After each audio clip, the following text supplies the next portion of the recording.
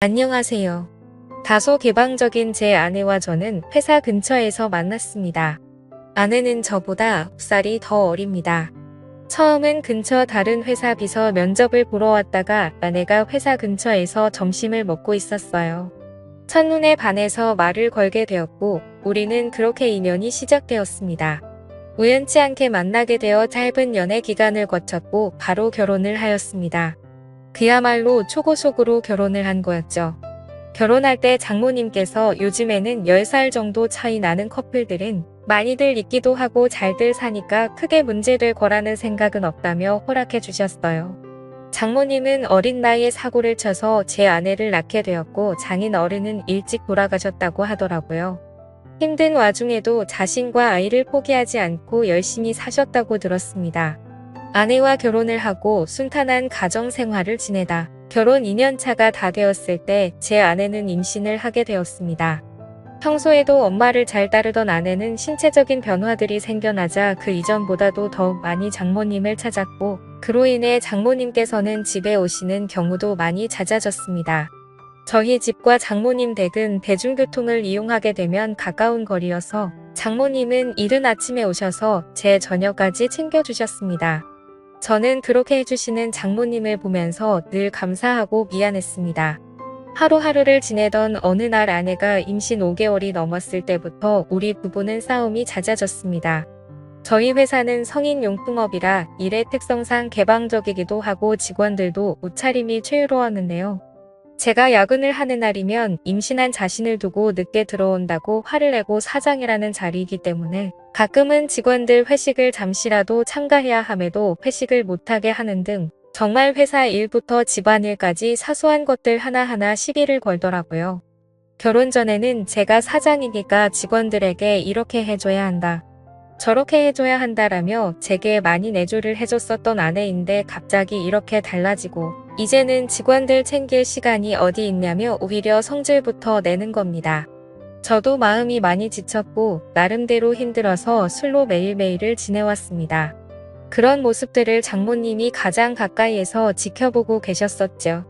그러던 어느 날 제가 퇴근하고 집으로 돌아오자 장모님께서는 피곤하지 않으면 집까지 데려다 줄 수 없겠냐고 하시면서 조심스레 말씀을 건네시는 겁니다.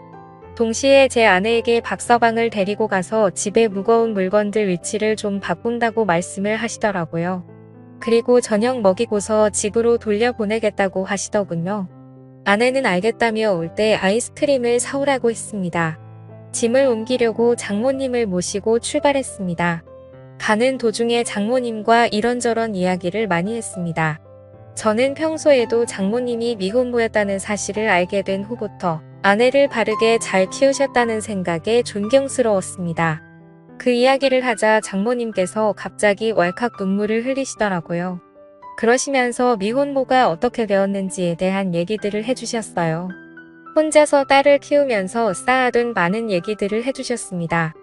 저는 그런 장모님을 보면서 어린 나이 때부터 마음고생이 심하셨겠구나 생각도 들었고 장모님이 이제는 제게 마음을 많이 열어줬구나라는 생각을 하였습니다. 그런 이야기를 듣고 있자니 저도 덩달아 마음이 아프고 여자같이 여린 장모님을 보면서 감정이 묘했습니다. 장모님 댁에 도착하자 무거운 식탁이나 물건들을 선발에 올려달라고 말씀해 주셨고 밑에서 도와주신다며 제 아래에 계셨습니다. 아까부터 묘한 감정에 휩쓸렸던 저도 모르게 아래가 달아올랐고 장모님 눈앞에서 서버렸습니다. 너무 민망해서 가리고 싶었지만 두 팔은 이미 물건을 들고 있어서 다 보셨을 겁니다. 그날은 도망치듯 밥도 안 먹고 집으로 돌아왔습니다. 하지만 그때부터 저희들 사이에는 문제가 생겨났습니다. 점심에 매일 밖에서 음식을 사서 챙겨 먹던 저를 안쓰럽게 생각해 주셨는지 장모님은 도시락을 직접 싸서 제게 가져다 주셨습니다. 제가 운영하는 회사는 저희 집과는 버스로 두 정거장 정도 떨어져 있습니다. 처음에는 그런 장모님의 수고스러움에 부담스러운 마음도 있었지만 어느 순간부터는 장모님과 점점 더 가까워졌고 그런 일상들이 당연하게 여겨지더군요. 오늘은 무슨 반찬을 갖다 주실까라는 생각에 빠지는 날들이 점점 더 많아졌습니다.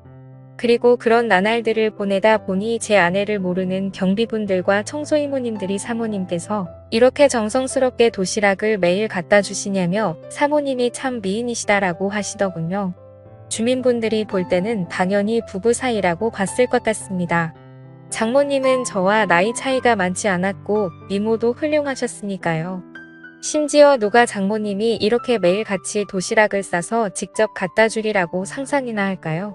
저는 살면서 이런 따뜻한 배려를 받는 건 처음이었고 정말 아내와 장모님의 행동이 비교가 되면서 뭔가 마음이 자연스레 흘러가더라고요. 그렇게 시간은 흘렀고 아이가 태어났습니다. 아이가 나오는 시간이 정말 길어서 아내가 산통으로 정말 고생을 많이 했었습니다. 아내는 그렇게 아이를 낳고 산후조리원에 있었고 그동안 저는 혼자서 집에 있어야 했습니다. 장모님은 집에만 있으면 뭐 하냐면서 아내도 케어하고 저녁엔 저희 집에 와서 살림을 해주시겠다고 했습니다. 첫째는 제가 산후조리원에서 밤늦게까지 있다가 집으로 돌아와서 별다른 일이 벌어지지 않았는데 둘째 날부터 결국에는 벌어져서는 안 될 사단이 일어나고야 말았습니다. 집에 도착했는데 짧은 반팔티에 굉장히 짧은 바지를 입고서 바닥을 닦고 계시는 겁니다. 그 모습을 보는 순간 저는 정말 깜짝 놀라버렸습니다. 사실 말이 장모님이지 40대 초중반의 장모님은 밖에서 보면 어느 남자들이나 뒤돌아볼 만큼 미모가 훌륭했고 몸매는 말도 할 게 없고 30대 못지않은 미녀였습니다. 장모님이 아니라 다른 여자였다면 이렇게 놀라지도 않고 아마도 계속 몰래 쳐다보았을 겁니다. 아마 다른 남자들도 공감하실 겁니다. 하지만 그런 광경을 보기에는 너무 부담스러웠고 그렇다고 또 장모님을 보고 좀 단정하게 입어주시면 안 되겠습니다라고 하기도 어려운 상황이었어요. 결국 저는 조심스럽게 눈을 돌린 채 얼른 제 방으로 들어갔습니다. 그렇게 장모님은 집 여기저기를 한참 청소를 하시더니 저녁 식사를 차릴 테니 얼른 씻고 나와서 식사를 하라고 하시더군요. 그렇게 저는 샤워를 하러 들어갔고 장모님과 단둘이 집에 있는데 이렇게 샤워를 하고 있다니 뭔가 기분이 묘하고 야한 생각이 들기까지 하더라고요. 저는 샤워를 마치고 장모님과 저녁 식사 자리를 가지면서 밥을 먹고 있었습니다.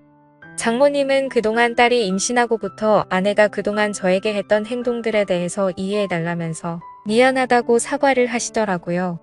저는 충분히 이해한다며 걱정 말라고 말씀을 드렸고요. 장모님과 저는 그렇게 이런저런 얘기를 나누면서 식사를 하고서 소맥 한 잔을 마시기 시작했는데요.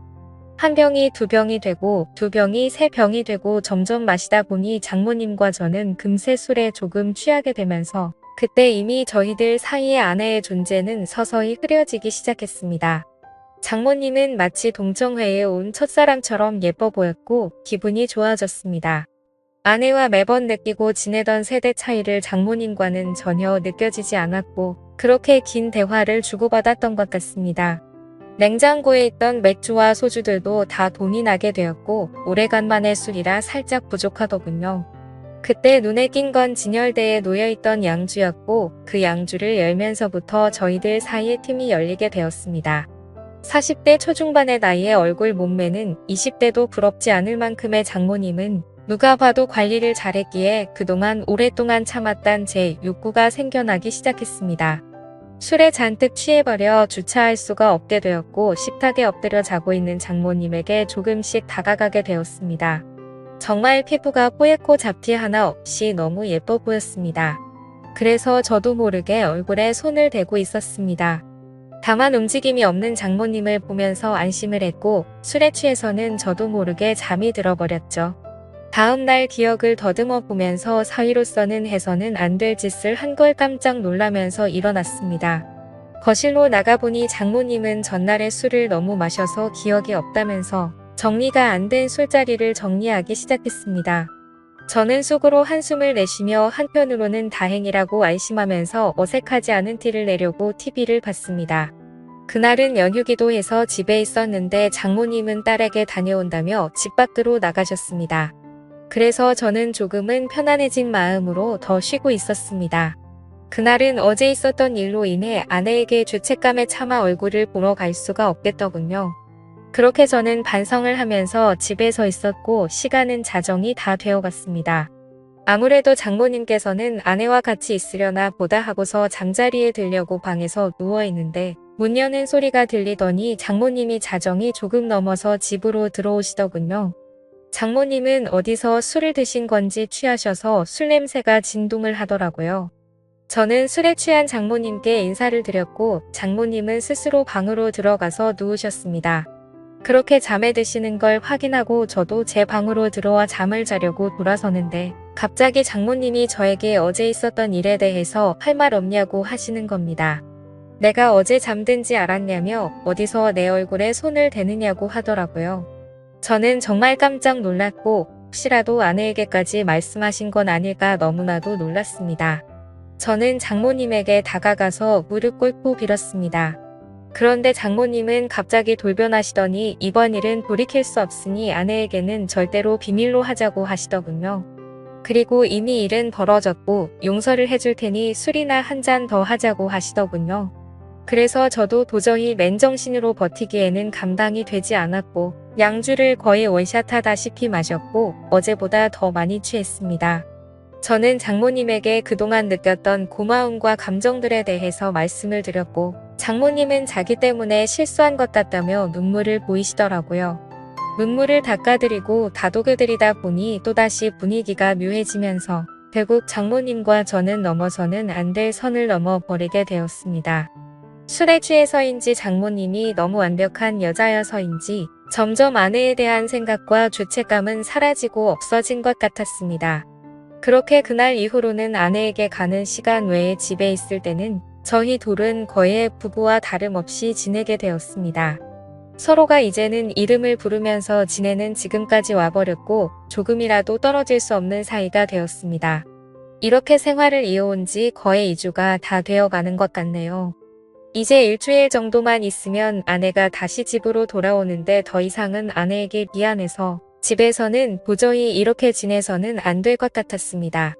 처음에는 술에 취해 장모님의 미모에 이끌려 호기심으로 시작했지만 그 이후부터는 제가 너무 빠져들었고 어느 순간부터는 아내가 알게 될까 점점 무서워지네요. 태어난 제 아이에게도 너무 미안합니다. 제가 정신나간 짓을 한 건 너무나도 잘합니다. 아내에게도 지쳐 있었고 아내와의 관계도 서운해지다 보니 순간적으로 했던 행동들인데 지금 되돌아보고 있자니 후회가 되기도 하고 앞으로 어떻게 해야 할지 고민입니다. 장모님에 대한 제 마음이 얼마나 큰지도 잘 모르겠고요. 장모님도 아마 저처럼 이런 고민들을 하시지 않을까 싶습니다. 이 비밀이 밝혀지면 두 사람의 관계가 평생 끊어질 텐데 지금처럼 비밀로 지내는 게 최선이 아닐까 생각도 들고 저는 정말 어떻게 해야 할까요?